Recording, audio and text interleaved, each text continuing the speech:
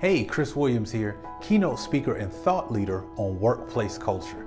And today I have a pretty tough subject to talk about, and that's how to deal with the layoff. Now, as we all know, there's really two types of change that we deal with. One is the voluntary change, the things that we just choose to do. I'm gonna start working out, or I'll switch industries as far as a career is concerned. I'll start on that project that I've always been saying I'll do. Those are voluntary changes, the things that we said we're gonna do. The second type of change is forced change. And that's what a layoff is. It's a forced change that you cannot prepare for, that will test every single fiber, honestly, of your being. In some cases. And I think it's important for us to understand how to process forced change and what we can do to go about the process in a more healthier way so that we don't destroy ourselves and the people around us. If you're one of the fortunate ones who have yet to experience a layoff, you are very fortunate, and I think you should remember that every day that you go to your place of work. But for a lot of us, we're going to experience it.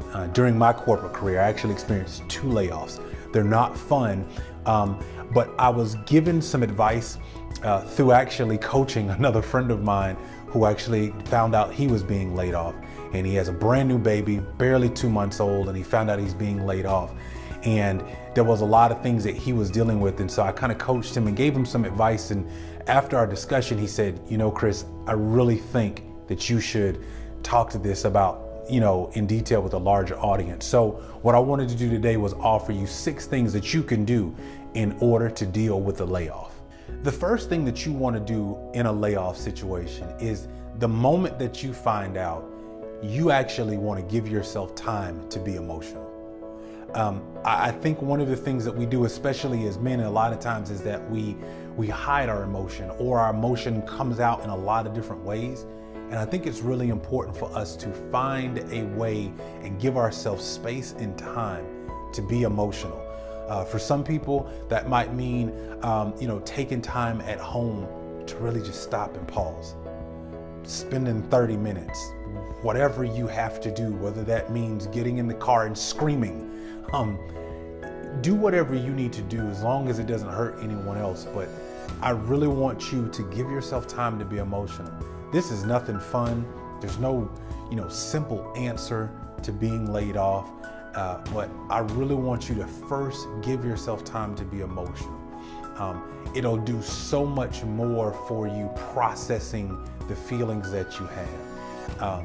And even if some of that processing the emotions is talking about it, share it with your spouse. Talk consistently, openly, and out loud with those in your inner circle that you trust. Because the more that you do that, the easier that you can channel how you feel. So if you channel, for some, you might be the person who likes to go work out a lot. Maybe you enjoy swimming. Maybe a nice walk is good for you. Maybe just sitting down in a quiet room and reading.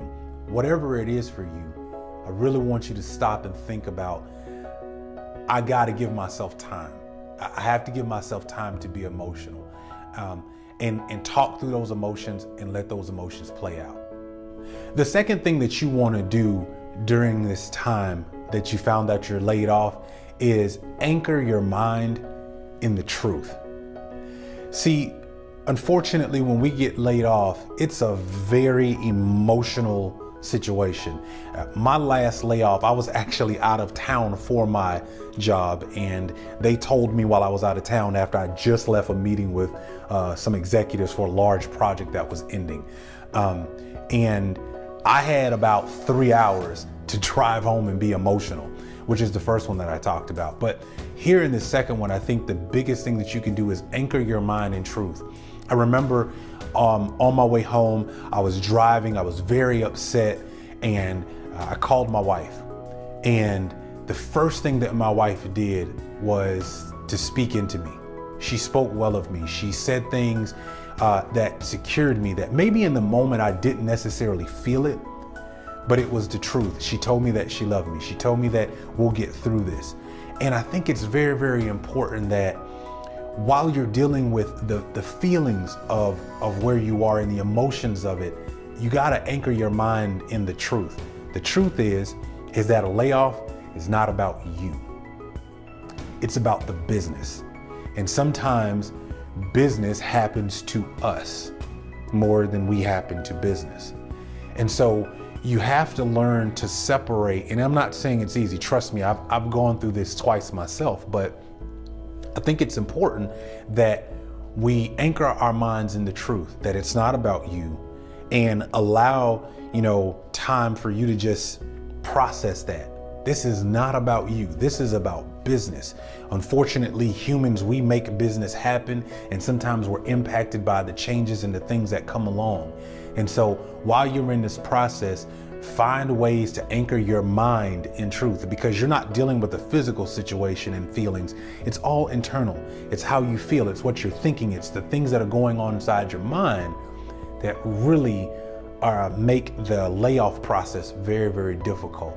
Now, I'm a spiritual person.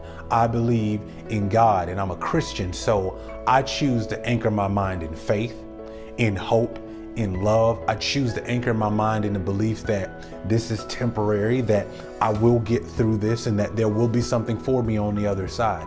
Whatever your belief is, whatever your truth is, you need to anchor it in the truth and not listen to the loud voices of your emotions.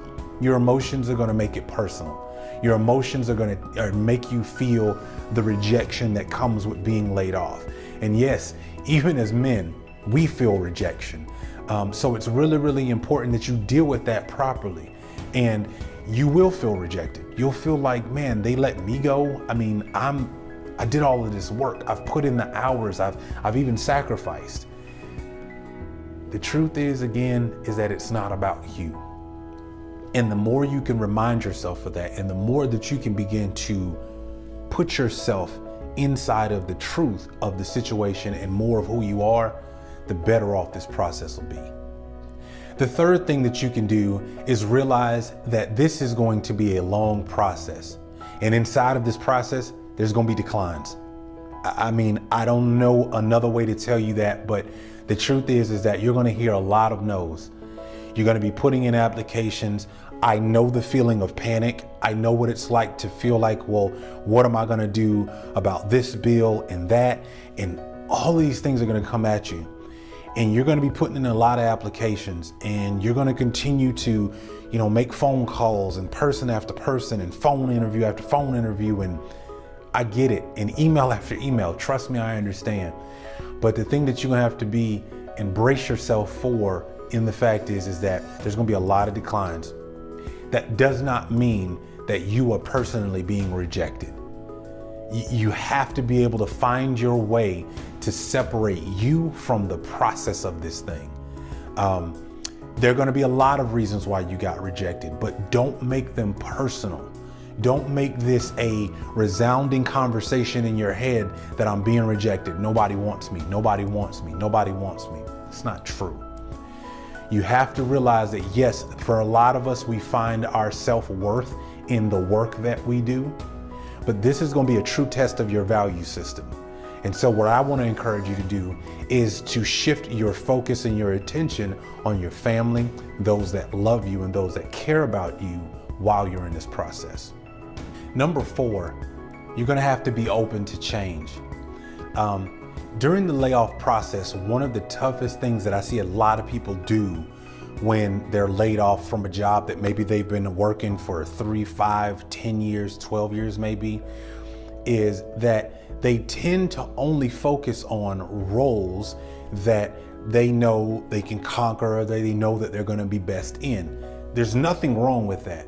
But here's the truth of the matter. For many of us, we might have to accept a job that might make us uncomfortable. And sometimes that might mean that, in my case, I remember being laid off, and the next day I'm looking for jobs, but the following week I was working a great corporate job. I had the money that I wanted. I was going where I wanted to go. And then the following week I was working for a retail store, making about $9 an hour. And it was pretty embarrassing. and it didn't feel great when I did it. However, I was willing to do whatever I needed to and not afraid of making some adjustments. And so I just want to encourage you today that while you're applying for roles that best suit your skill, the truth is that many of us are going to have to accept some uncomfortable jobs while we're still in the process of trying to get back to or get into a new industry, or maybe continue in the same industry that we have skills in. Now that you've gone through the internal process of this, the best thing that you can do is begin to write down contacts who can recommend you. I would not even think about all the different industries. What I would do is I would truly just focus on who do I know, doesn't matter the industry, who would be willing to recommend me inside of their company. Today's world is very digital. As you know, you can no longer just walk into a company and say, here's my resume. Everything is online. What that tells us though is that the relationships are so vital and so important in this process. So because of that, what you need to do is you need to begin to just write down a list. Who is it that you know? Where are they? What companies and what industries are they in? And then the sixth thing that I will tell you is ask for help. This is probably the toughest thing that most of us will do, especially guys, because we're so used to having that security blanket of this is our business, I'm good, I'm working my job, I'm living the life that I want, or climbing however I want to climb. And when we are in need, we wait so long in the process to ask for help that it's almost impossible for somebody to really help us. Ask for help early. I think it's the best thing that you can do. Take time to be emotional and do the things that I mentioned, but in step 6, honestly ask for help and ask early. It will save you a lot of time, a lot of emotional pain and headache as you go through this process. Now listen, when you apply these 6 steps to your journey of being laid off, I will tell you this. This is not like the unicorn, it's not the magic pixie dust and everything is gonna be great. You're gonna feel a particular way. You're gonna have great days, and you're gonna have some days where you just can't do anything because you're mentally exhausted. It's not one of the fun places in life. And the truth of the matter is that for a lot of us, because many people are still fighting, living check to check, and hoping to make savings, but dealing with debt and different things, being laid off will be a very uncomfortable situation for many of us. And I hope that this video, the information that I provided to you, it helps you in some way. I will tell you that these are the things that I have done in my corporate career that helped me. Overall, I hope that you take these steps. Make sure that you write them down and make sure that you do something. And I promise you that if you follow these 6 steps, it's not going to be perfect, but it will definitely help point the way forward for you.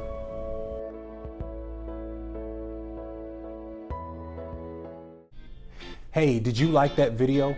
I hope you did. If you did, please leave comments down below. Tell me what you thought about it. Tell me what stood out to you. More importantly, if you would and want more information about this and other things that I talk about, or you want to submit different ideas, please feel free to email me at chris@thechristopherwilliams.com. Also subscribe below so that you can continue to get weekly content like this. And I hope that you make forward progress, the most important part to your day. Take care.